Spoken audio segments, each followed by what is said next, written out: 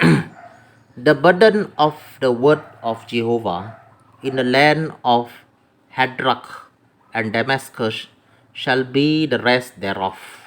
When the eyes of men, as of all the tribes of Israel, shall be toward Jehovah, and Hamath also shall border thereby, Tyrus and Zidon, though it be very wise. And Tyrus did build herself a stronghold, and heap up silver as the dust, and fine gold as the mire of the streets. Behold, Jehovah will cast her out, and he will smite her power in the sea, and she shall be devoured with fire. Ashkelon shall see it and fear. Gaza also shall see it and be very sorrowful.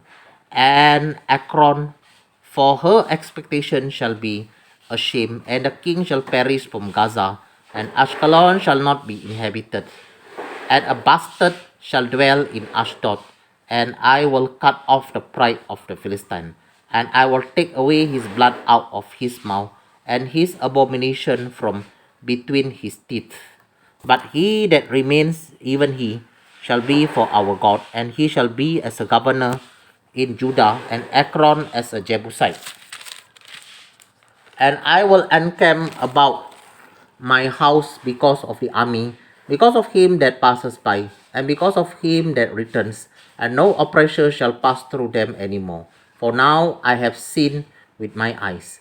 Rejoice greatly, O daughter of Zion. Shout, O daughter of Jerusalem, behold, your king comes to you. He is just and having salvation, lowly and riding upon an ass, and upon a colt, the foal of an ass. And I will cut off the chariot from Ephraim, and the horse from Jerusalem, and the battle bow shall be cutting off, and he shall speak peace to the hidden, and his dominion shall be from sea even to sea, and from the river even to the ends of the earth. As for you also, by the blood of your covenant, I have sent forth your prisoner out of the pit, wherein is no water. Turn you to the stronghold, you prisoner of hope. Even today I declare that I will render double to you.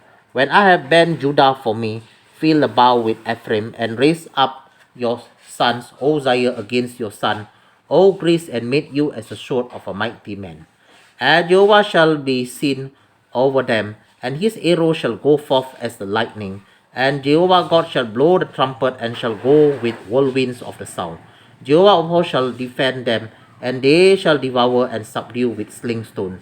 And they shall drink and make a noise as though wine, and they shall be filled like bowls, and as the corner of the altar. And Jehovah their God shall save them in that day as a flock of his people, for they shall be as a stone of a crown, lifted up as an ensign upon his land. For how great is his goodness, and how great is his beauty! Corn shall make the young people cheerful, and new wine the midst.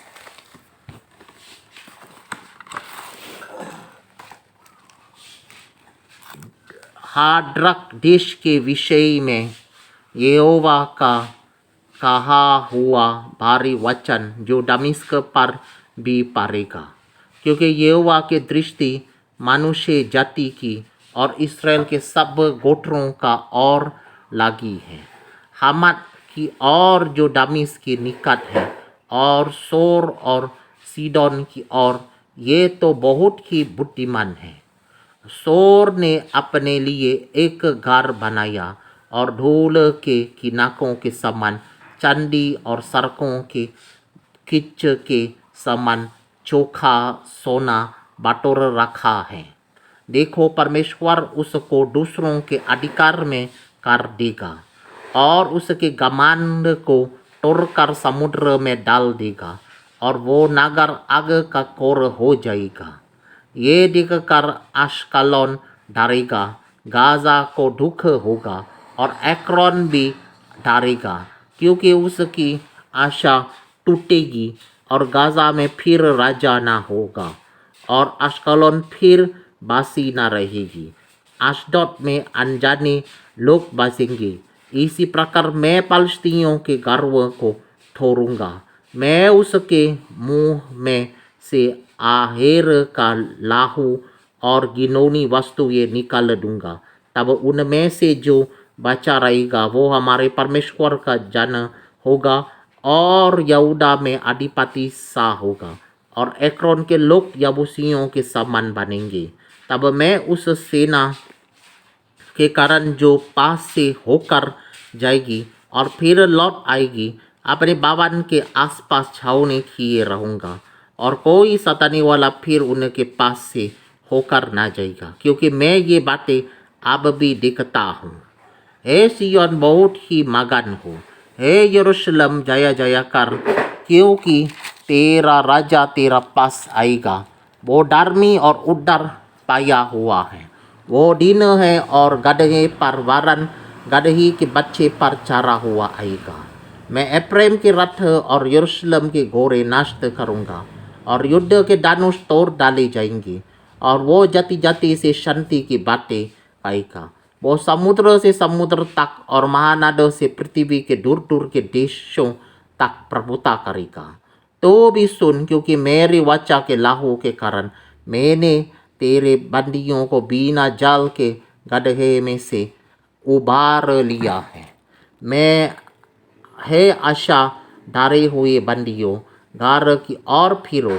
मैं आज ही बताता हूँ कि मैं तुमको बदल में दूना सुख दूंगा, क्योंकि मैंने दानुष के समान यहूदा को चराकर उस पर तीर के समान एफ्रेम को लगाया।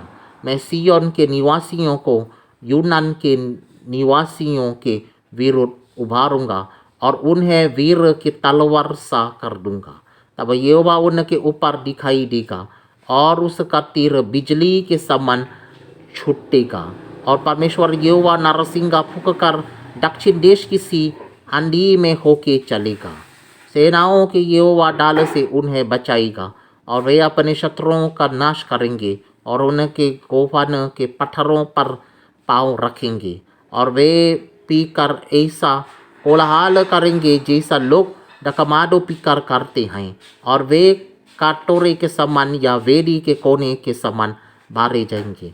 उस समय उनका परमेश्वर यहोवा उनका अपनी प्रजा रूपी भेड़ बकरियां जनकर उनका उद्धार करेगा और वे मुकुट मानी ठहर के ओस के भूमि से बहुत ऊंचे पर चमकते रहेंगे। ओस का क्या ही कुशल और क्या ही शोभा उसकी होगी। उसके जवान लोग अन्ना खाकर और कुमारियां नाया डकमाडो पीकर हष्ट पुष्ट हो जाएंगी। ऑलराइट।